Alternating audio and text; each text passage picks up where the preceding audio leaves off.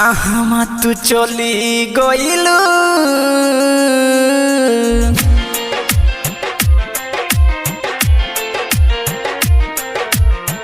कहाँ तू चली गइलू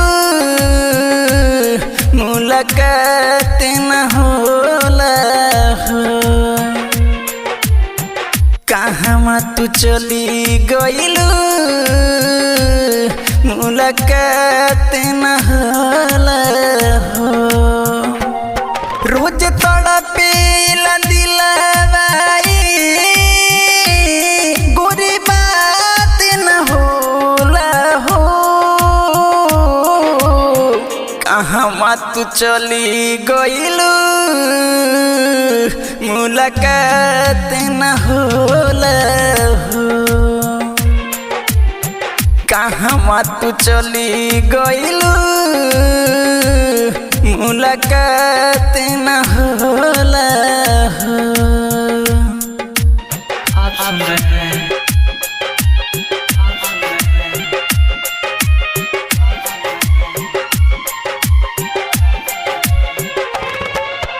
डीजे साहिल को डीजे साहिल को डीजे साहिल को डीजे साहिल को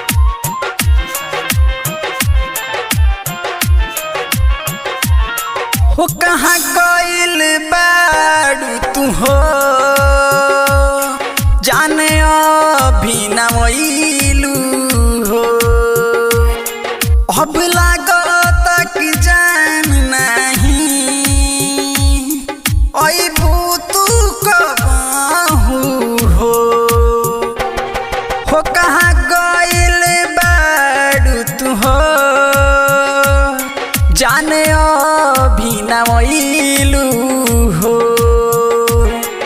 अब लागत कि जान नहीं अइबू तू कबहू हो। हम तड़पिल देख कितना जाने अभी न वइलू हो।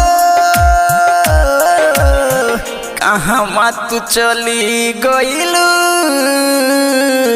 मुलाकात न होला हो। कहाँ तू चली गइलू मुलाकात न होला हो। आप सुन रहे हैं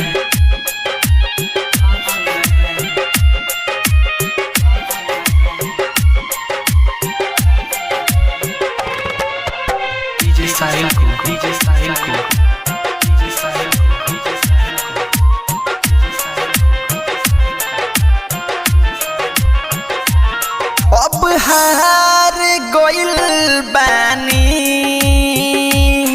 गोरी तू हो न वइलू हो।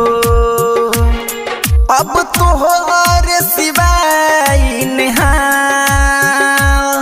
कुछ और न जाने हो। अब हार गइल बानी गोरी तू हो न वइलू हो। अब तोहर सिवाय नेहा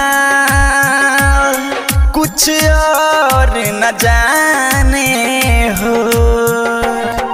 एक लाखी मोहब्बत में गोरी जी नहीं पाई हो। कहाँ तू चली गइलू मुलाकात न होला हो। कहाँ तू चली गइलू मुलाकात न होला हो। राधा डिजिटल रिकॉर्डिंग स्टूडियो समोता चौक।